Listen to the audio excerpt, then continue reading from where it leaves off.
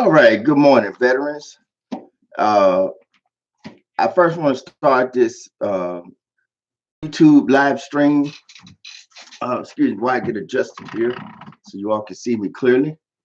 I want to say thank you to each and every person that has subscribed to the Aviji Son YouTube channel, and also to each and every one that is on our Facebook page as well, the Aviji Facebook page. Thank you for taking your time out to subscribe to our channel, for liking our videos, and for sharing our videos, and most importantly, for viewing our videos.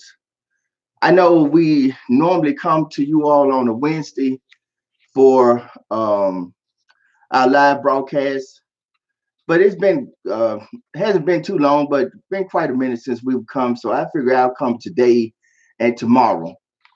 And today's topic that I want to discuss for a brief minute or two.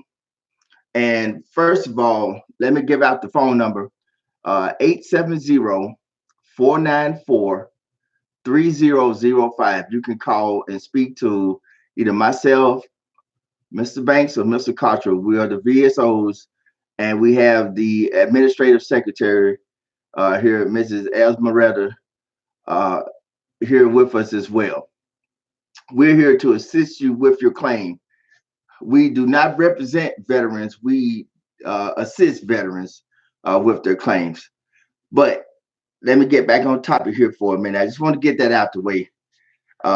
Today's title, as you can see, how to win your VA claim. A lot of people don't know still here in 2019 that you can file a claim.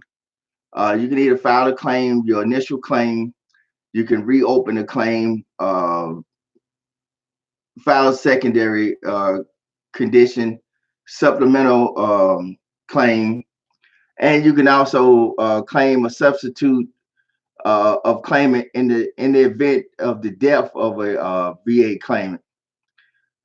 Say you are the surviving spouse, the daughter or son, a biological daughter or son, or biological daughter of a veteran, and that veteran passes away. A lot of people don't know that there are such things as substitute claimant. Uh, there are some issues that once that veteran dies, it's gone with it. The claim is also dead, like PTSD. There's no need to fight for a PTSD claim after a veteran has passed away.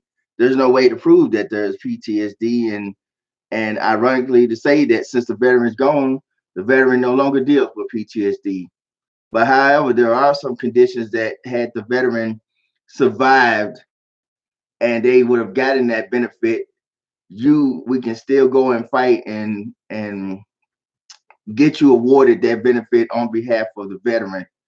Um, i.e., they had the knee condition before they expired, um, and was no longer able to get it in a timely fashion. The VA wasn't able to settle that claim in a timely fashion.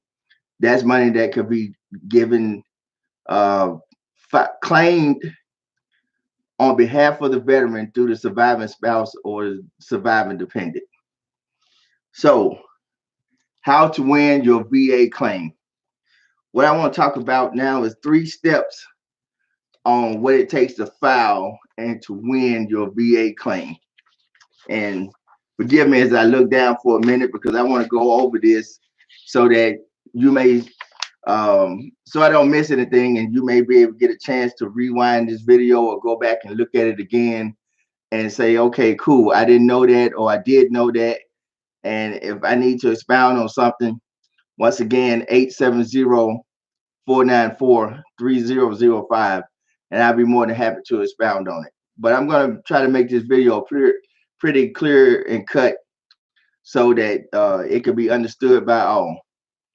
So there are 3 elements that the VA are looking for when they're determining if a veteran is entitled to service connection. Now, I said service connection because there are a lot of veterans out there who are receiving a pension, because you filed for tinnitus and the VA can't prove that you got tinnitus service. So out of worst case scenario, or what seems to be worst case scenario, you receive a pension because they're saying that you do have it, but they can't prove it that you got it, that you have tendonitis due to the service. So you will receive a pension if you receive anything at all for it. But we're not in the business of helping veterans get a pension. We want you to get compensation. We want you to be compensated for your VA disabilities because your compensation is tax free. You get all your money and you don't have to worry about your income. A lot of you all get the pension and it's not about anything because of you were already making money before or you were making little to nothing. But however, you were over the threshold that they considered for the poverty line or the threshold line for your family size. So we're trying to avoid that altogether. This is strictly how to win your VA claim. And when I say VA claim, I mean compensation. So here we go. So what are those three elements? Number one, a current diagnosis or disability. Let's say either you're being treated at the VA Memphis, VA Phoenix, VA Little Rock, VA Mesa, Arizona, what have you. It doesn't matter where you're being treated at. If you're being treated at a private doctor, a current diagnosis or disability, current. The second thing is an event or injury or illness that occurred in the service. Let's say the biggest thing that I've seen so far, or one of the Marines didn't know about, was he was on the basketball court doing PT and he was fouled and he rolled his ankle. And ever since then, the ankle was bothering him, and he went out to training, and the ankle was bothering him, and he was, hey man, I can't PT today, or I can't go out to the field because I can't put the boot on. My ankle was bothering me, now it's affecting my feet, and so on and so forth. Well, that is an example of an in-service event. Even though it was not training, it was PT. Even though it was not a live event, even though it was not in combat, it still was an in-service event. Now, as I mentioned before, secondary condition.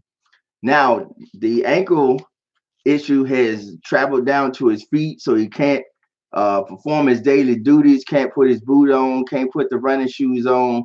Now he's having feet problems that are due to that. So now he has a primary condition, the ankle condition. Now there's a secondary condition, which is his foot, and the foot condition has stemmed from that. So those kind of go hand in hand. So that's just an example. Another thing is tinnitus. If you were infantry or around infantry, artillery, aircraft, most of the times you carry small arms.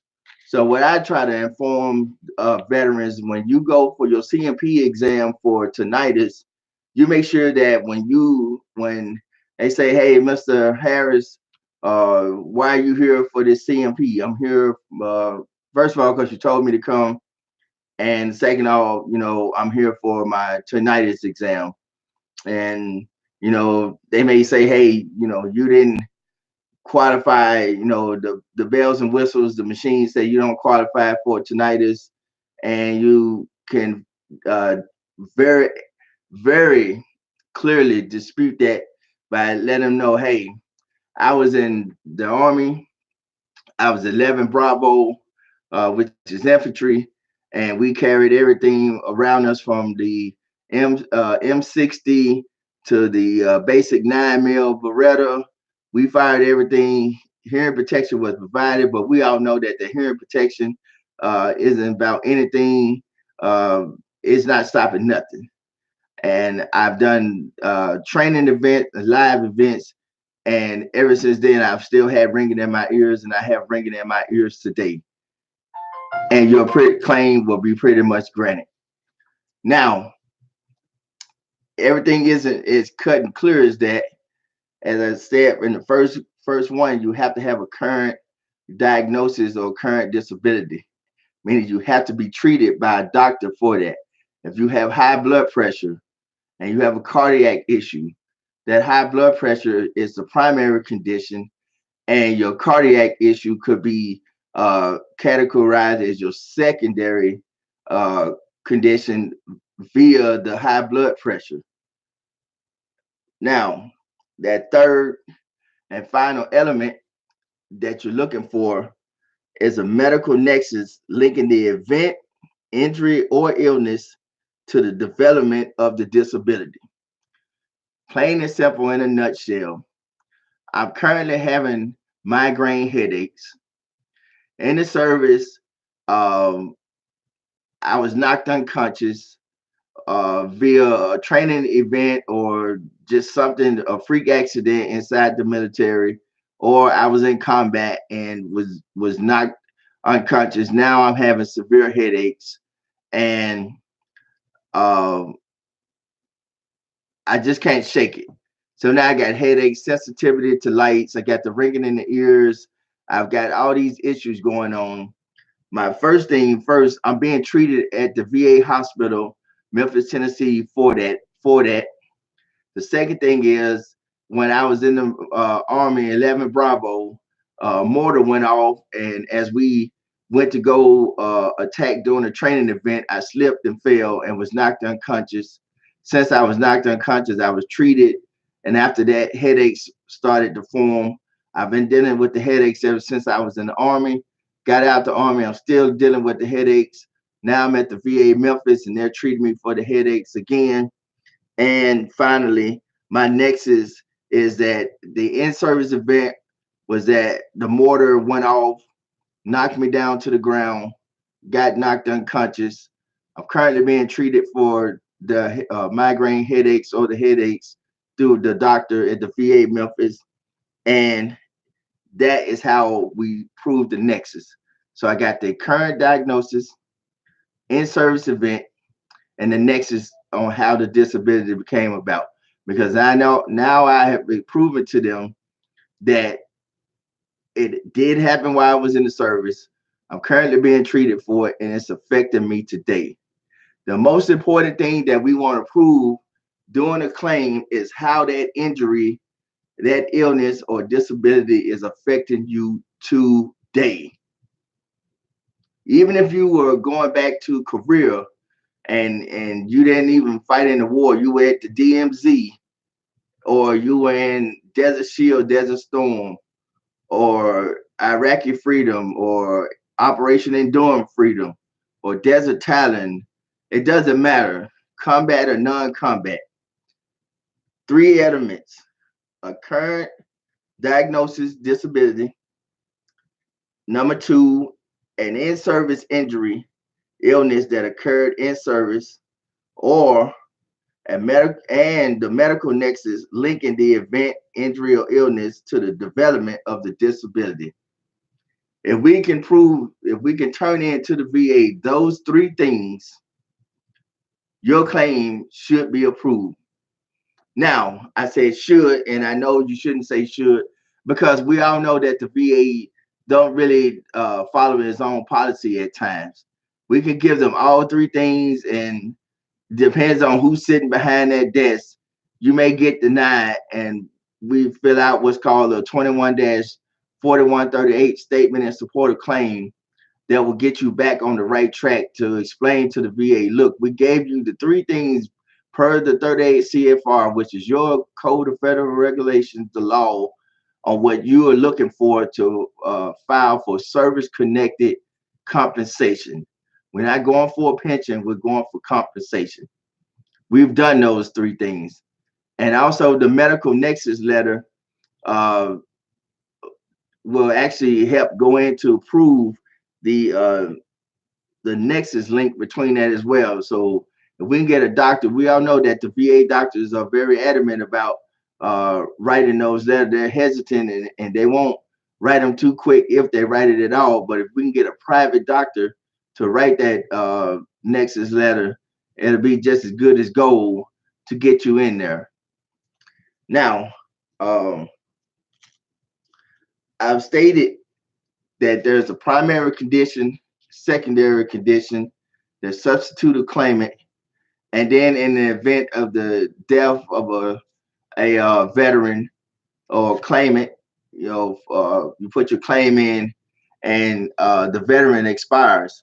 Well, there's also, if the veteran expires with a spouse, whether it is a male married to a woman and he dies, then she also, as long as they're legally married, she can become, well, she will automatically becomes the surviving spouse. And then at that point, we will file for DIC, which is Death Indemnity Compensation, is the 21-534EZ. And it also works the other way around because there are women that are served that are married and their spouses never served. So in the event that she dies, he also will become the surviving spouse. And that same form, the 21-534EZ will take play for him as well. And also we will put him in or her in, case being for as the substitute claimant, which means that they will be entitled to maximum benefits that they can receive. Now, I want to go over a couple of more things before I end this video. The VA's duty to assist. Now, we know that with the new appeals process that the VA is trying to limit their duty to assist the veterans and getting the information that they need and that's required to help prove their claim, to grant their claim for compensation. But I didn't say that they took it away, they're limiting it, but they still have that duty to assist. And that duty to assist on your behalf from them to you means that whatever medical records that they can get from your private doctor, going back to your military service records, or going back to the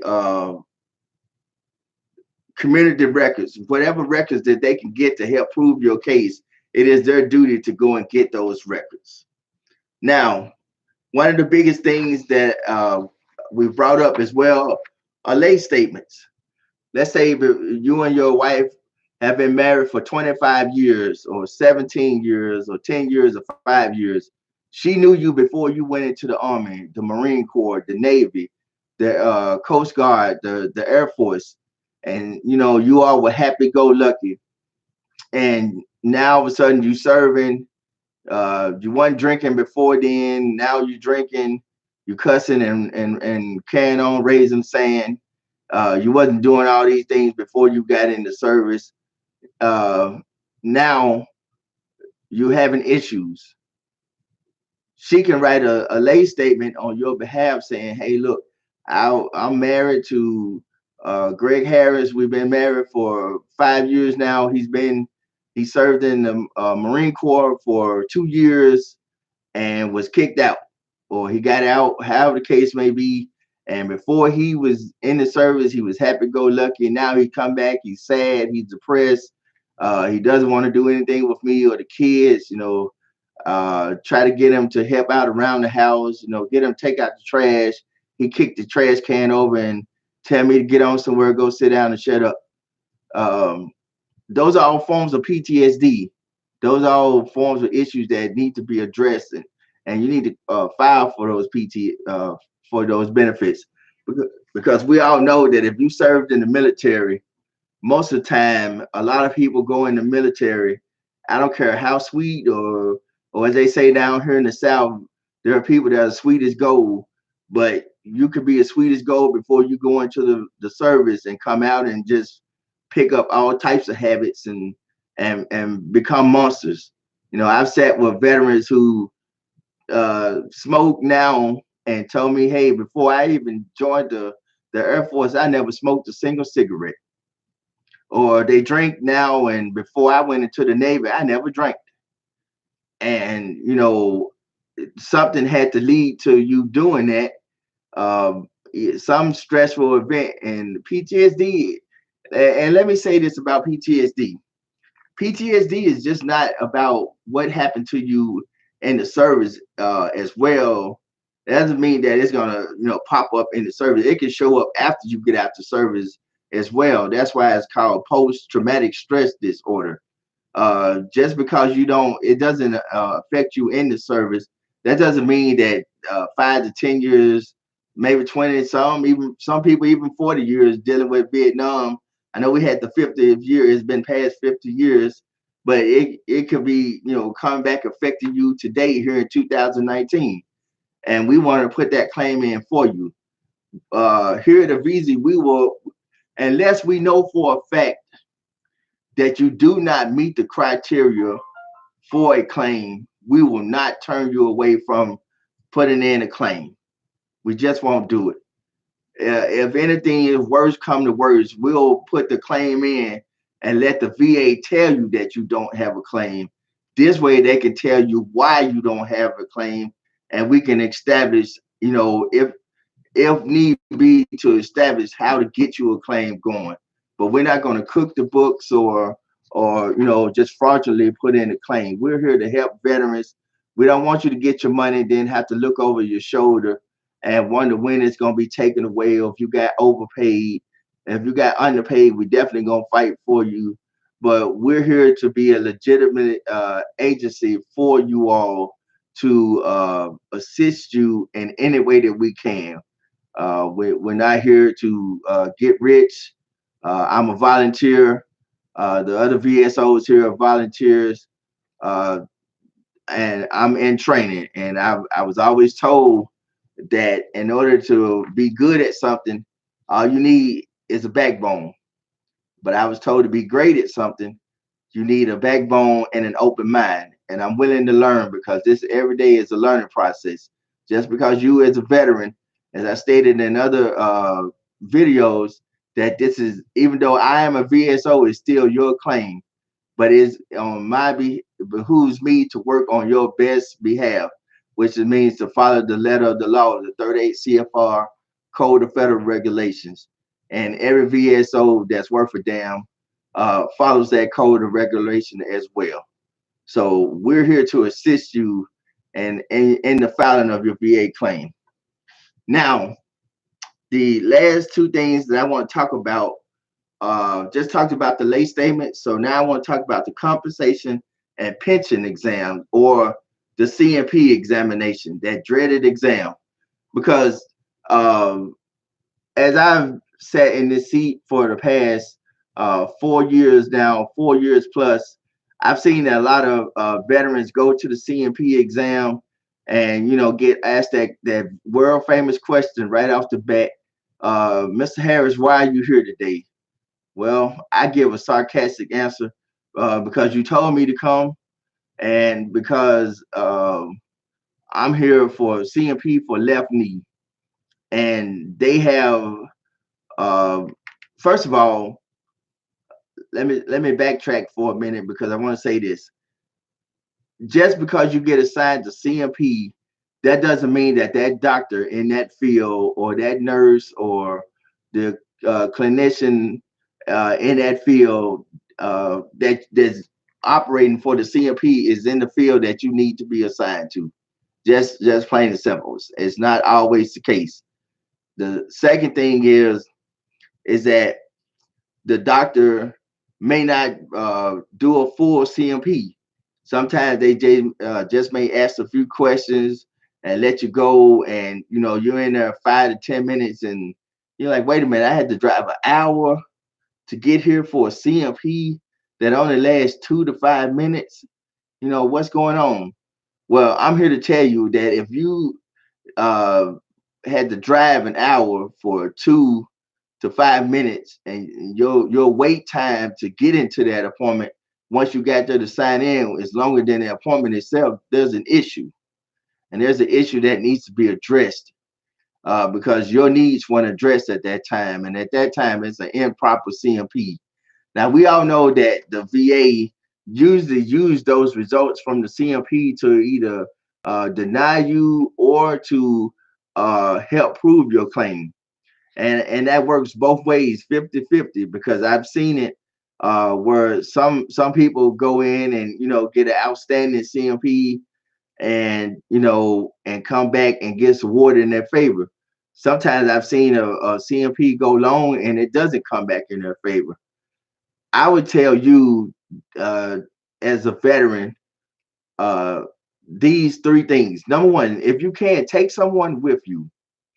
There's strength in numbers. And the reason why I say if you can, take someone with you, once you begin to talk, have that person interrupt you and kind of chime in with their side of the story. That way the CMP examiner can hear it from you and from someone else as well. If you having vivid nightmares and your wife or significant other is there with you all and you all live together and you've been together for quite a while, hey, Roxy, come on, go to the CMP with me, and just kind of give her a little pointers, and she'll chime in as need be. And that's important, and they should be writing that down and taking those statements.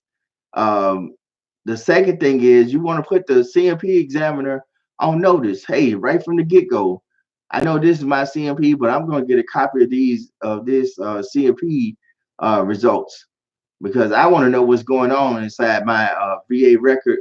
What's going on with my VA claims? What are you writing on me? You may not write down, and that's the biggest issue that we have. A lot of veterans go in and the CMP examiner doesn't write down what they say. Sometimes they twist your words, sometimes they leave words out, sometimes they just add what they want to add, and that may not be working in your favor. We're not trying to get it to necessarily work in your favor. To be 100% honest with you, we want your VA claim to be proved on a legitimate basis, and that's what we're going to do as best as our ability. Now, we don't have any pixie dust where we can sprinkle any magical words on it, or any Kool-Aid that we can drop on it and whatnot, and all of a sudden your claims are approved. Every claim that we put in, either via fax or mail, going to Janesville, is processed the very same way. We type it up, we print it out, you sign, we date, and we send it off. You get a copy, we keep a copy for your folder, and so on and so forth. And we address any issues that come up down the road, i.e., the VA request information from you, medical records request that needs to go back, VA Form 9. Once you get to that point, then we'll handle those everything on a case by case basis. But back to the CMP exam, just note that uh, we have to use common sense when we're dealing with the CMP exam, because those doctors aren't there for you; they're there for the VA. And if there's anything that I'm pretty much convinced that if there's something that they can do to block your claim, they'll do it and won't lose any sleep over it. So you don't need to be thinking about them; you need to be thinking about yourself. So the most important part about the CMP exam, regardless of who the CMP examiner is, whether they're in the field for what you're going to receive the CMP on, or not. The most important thing you need to understand is you need to understand that you need to tell them how that injury, that illness, or disability is affecting you today, in today's time frame, in the real life of today. I.e., my knee bothered me so much I can't get into the vehicle like I want to get into the vehicle. I can't get into the vehicle like I need to get into the vehicle. I can't pick up my son and daughter. I can't hold them too long. I have kids. I can't pick up my kids like I want to because my back injury, or my knees won't let me support it. I'm trying to help my family. I can't uh, do what I need to do. I can't function on a daily basis because of pain, chronic pain, or something to that effect. You have to get them to see the full picture. Look, uh, 1999, I went in the Marine Corps, doing PT, basketball. One of the guys tripped me. I rolled my ankle. Even though I got up and was fine, I still went to the doctor, BAS, and they told me take Motrin, drink water, and went on down. and it started affecting me where I couldn't train anymore. Since I couldn't train, I couldn't do my job. And also now I'm out of the service. I've been out of the service for a while, but still today, that same ankle, that same foot is affecting me today. I'm at the VA hospital in Memphis. They're giving me the pain medication, and it's still to no avail, still not working. I've just established a full, credible claim uh, from beginning to end. A current diagnosis, in-service injury, illness, or disability, and a nexus between the two, and how it's affecting me today. All that in a plain nutshell, and there you go. And at that point, the rating for the foot injury starts at 0 all the way up to 100%. According to your disability, there's a rating for each one. You should fall somewhere in there. And even if you get a 0% rating, that's still a rating. I mean, you're not getting paid for it, but you can always put in an increase for your rating. Now, and that leads me to another good point, and then I'm gonna get off of here. Today is August 6, 2019. So let's say if you went to the mailbox today at 2 p.m. today and you filed a claim and your claim came back approved and all they awarded you was 0%. Now the question is, when can I put in for an increase, or how long should I put in for an increase, if you can put in for an increase at all? Well, the answer to that question is immediately. If today is August 6th, which it is, 2019, at 2 p.m., if you went to the mailbox and you were awarded your claim and it was 0% rating, you can contact your VSO, get an appointment set up, and they will put in a increase of rating for you. You don't have to wait 5 to 10 years down the road. You can put that, if they can get you in that same day, uh, that'd be great. And you put it in. If they get you in the next day or whenever your feasible appointment is, then they can put that in for you. And there's to wait. There's nothing in the rule books that says you have to wait 30 days, 15 minutes, or an hour, whatever the case may be. There's nothing in there like that. If I don't like my rating, even if I got 100%, I'm just going to the extreme on it to let you know, you know, even if you got 90%, good. I got 90%, give me my retroactive pay, keep going, pay me my monthly compensation. I feel I should be at 100%, and this is why I need to be at 100%. You can put your notice of disagreement in, and you put your increase in, and they will not lower you, will not take your money away while your increase is pending. They won't bother that. So don't have any fear about putting in for an increase, even if you have an issue right now that you felt worse, that has got worse, and excuse me for saying felt, because this is not about how you feel. This is about the actual facts. So and we will put that increase in for you, and send it up, and that would be that on that. So I've covered the three elements of what it takes to file and win a claim, the VA's duty to assist, the lay statements, um, and the compensation and pension exam, and also most importantly, how your disability, injury, or event is affecting you today. That's a real big thing. If you need any help, my name is Greg Harris. I served in the United States Marine Corps from 8 September 1998 to September 1st, 2010. And I'm a VSO here at Visa, All Veterans Empowerment Service Incorporation. So once again, our phone number is 870-494-3005. And I will assist you in any way that I can assist you. Thank you for your time, and at ease.